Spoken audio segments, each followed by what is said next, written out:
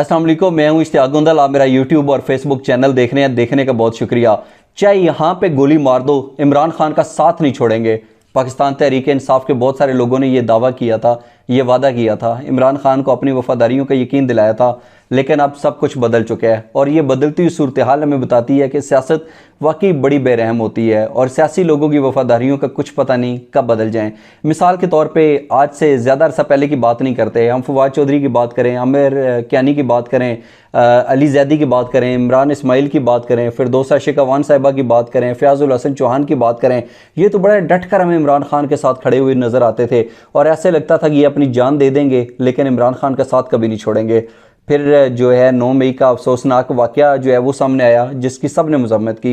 उसको किसी ने भी दुरुस्त नहीं कहा। सबको बड़ा तकलीफ़ है जिस तरीके से यादगार शोधा की बेहरमती की गई और जना उसको जिस तरीके से तोड़ फोड़ का जलाओ गिराओ का निशाना बनाया गया, उसके ऊपर पूरी पाकिस्तानी जो कौम है उसको बड़ा अफसोस है, बड़े दुख में मुब्तला है। लेकिन इसके साथ साथ ये जो लोग कहते थे कि आखिरी वक्त तक इमरान खान के साथ खड़े रहेंगे, इन्होंने 9 मई के अफसोसनाक साने की मजम्मत की और इन्होंने कहा कि हम जो है इस दिन को नहीं भूलेंगे और हमारे ऊपर कोई दबाव नहीं है, किसी किस्म का कोई प्रेशर नहीं है, हम पाकिस्तान तहरीक इंसाफ को छोड़ रहे हैं। और साथ इनमें से बहुत सारे लोगों ने यह भी कहा था कि वो जो है सियासत से किनारा कशी इख्तियार कर रहे हैं। लेकिन ये बज़ाहिर देखा जाए तो ये कैसी सियासत से किनारा कशी थी कि 1.5 हफ्ता गुजरा और उसके बाद गुज़श्ता शब इनमें से बहुत सारे लोग जो थे वो अपने नए बॉस जहांगीर तरीन जो हैं उनको गले लगाते हुए मुस्कुराहटों के साथ नज़र आए। तो बज़ाहिर ये सूरत हाल से ये तो साफ तौर के ऊपर पता चलता है कि पाकिस्तान तहरीक इंसाफ का जो मुस्तकबिल है वो ख़तरे में पड़ चुके हैं और जिन जिन लोगों को गिरफ़्तार किया गया उनके सामने यकीनी तौर के ऊपर कुछ ना कुछ शवाहिद रखे गए होंगे जिसके पेश नज़र उनको ये महसूस हुआ होगा उनको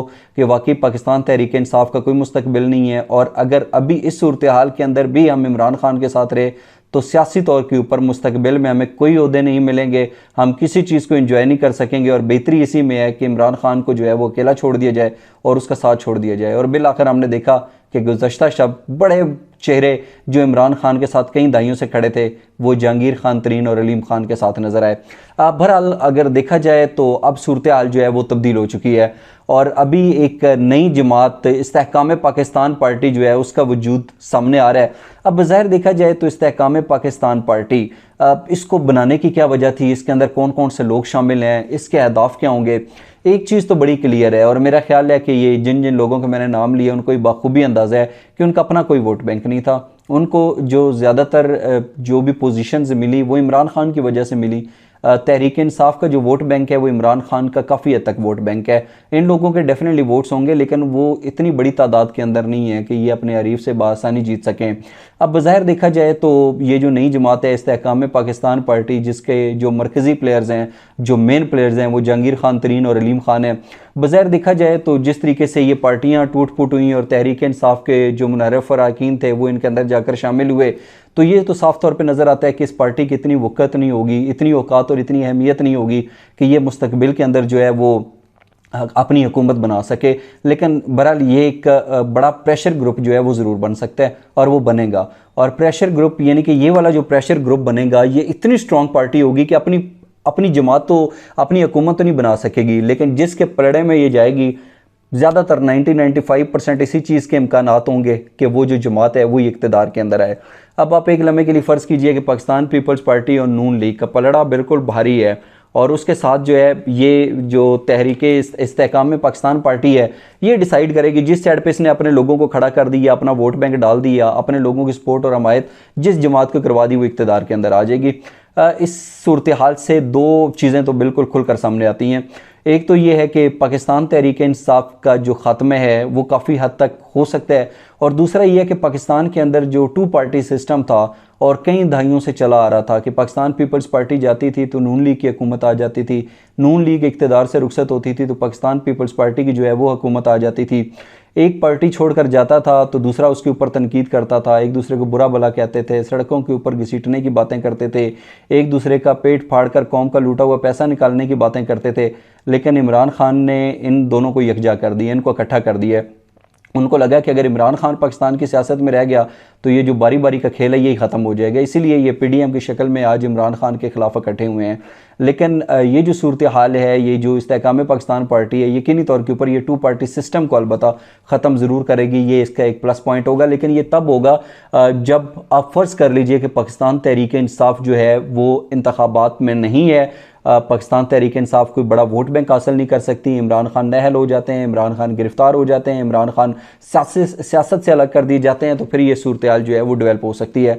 लेकिन अभी भी डेफिनेटली हम बाहर निकलते हैं, बहुत सारे लोगों से बातचीत होती है, गपशप होती है, लोगों का जो माइंड सेट है वो तब्दील ज़रूर हुआ है। इसके ऊपर कोई दूसरी राय नहीं है कि जिस तरीके से 9 मई को यादगार शहदा की बेरुमती की गई, उस पर सारे अफवाज पाकिस्तान के साथ खड़े हैं और बिलाशुबा बगैर किसी डाउट के जो शहदा हैं वो हमारा फ़ख्र हैं और उन शहदा की कुर्बानियों की बदौलत पाकिस्तान आज भी कायम है। वरना पाकिस्तान को तोड़ने के लिए अंदरूनी तौर के ऊपर भी हाथ मुलव्वस रहे और बाहर की एजेंसियों की बात करें तो उसके अंदर रा की बात करें, मोसाद, MI6 और बहुत लंबी चौड़ी जो है ममालिक हैं जो पाकिस्तान को तोड़ते रहे, लेकिन इसके बावजूद इन शहदा की कुर्बानियों की वजह से ही आज पाकिस्तान जो है वो अमन के साथ अपनी जगह पर मौजूद है। इसके ऊपर कोई दूसरी राय नहीं है। लेकिन लोगों का इसके बावजूद जो कुछ हुआ उसको बिल्कुल गलत कह रहे हैं, लेकिन वो ये समझते हैं कि इसके अंदर इमरान खान जो है वो बराह रास्त मुलव्वस नहीं है और इस वजह से लोगों की जो सपोर्ट है या हमायत है या वोट बैंक की अगर हम बात करें तो बज़ाहिर नज़र आ रहा है कि अभी भी पाकिस्तान तहरीक इंसाफ के साथ है। और इस चीज़ का सबूत ये है कि अगर अभी पाकिस्तान तहरीक इंसाफ के जो चेयरमैन है इमरान खान,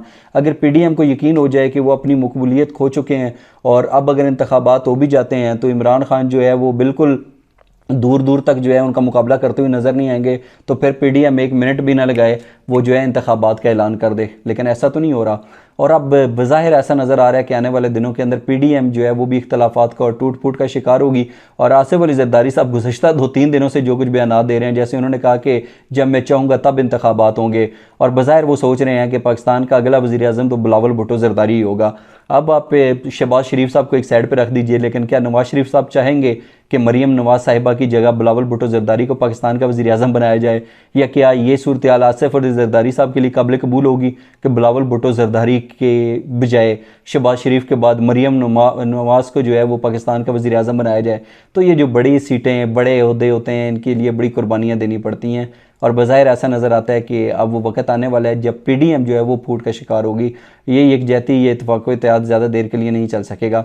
और बज़ाहिर फिर उसके बाद सियासी तौर के ऊपर क्या चीज़ें बदलेंगी, इंतखाबात का नतीजा क्या निकलेगा, इसके हवाले से कुछ ना कुछ तो समझ आना शुरू हो गई है। और यही वजह है कि अभी तक फ़िलहाल इंतखाबात के कोई इम्कानात नज़र नहीं आ रहे। जैसे ही पीडीएम को लगेगा कि इमरान खान का सफाया हो गया, अब कोई हमें ख़तरा नहीं है, तो फिर इंतखाबात भी हो जाएंगे। लेकिन फ़िलहाल इस हवाले से किसी हतमी तारीख या महीने के बारे में कहना कबल अज़ वक्त है और ये कोई भी यकीन के साथ जो है वो नहीं कह सकता। और बज़ाहिर देखा जाए तो जो 2 पार्टी सिस्टम था उसका तो ख़त्म हो जाएगा। लेकिन इसके साथ साथ अभी सवाल ये पैदा होता है कि क्या पाकिस्तान तहरीक इंसाफ का वोट बैंक अभी भी मौजूद है, या फिर पाकिस्तान तहरीक इंसाफ का